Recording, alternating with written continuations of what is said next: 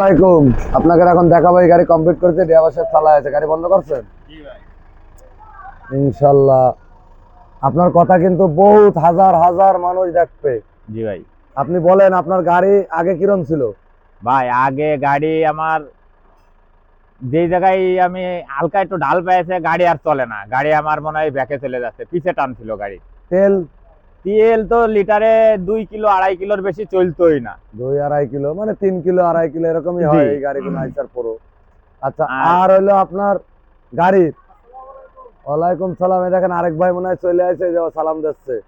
আচ্ছা, আর আর আপনার হইলো গাড়ির ইঞ্জিন করছেন কয়দিন আগে?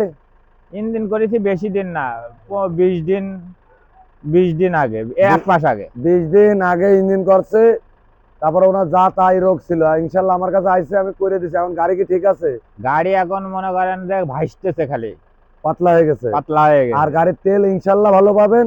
যে গেছে সে দ্বিতীয়বার আমার কাছে আশা লাগেনি। জি। ইনশাল্লাহ এইভাবে কাজ আমি করে দিছি। জি ভাই। গ্যারান্টি আল্লাহর রহমতে আপনার গাড়ি সুস্থ চলবে। ইঞ্জিন তো আমি করিনি, বাকি কাজ করেছি। ইঞ্জিন যাই করছে মনে হয় মুরলি মোড়ে করাইছেন।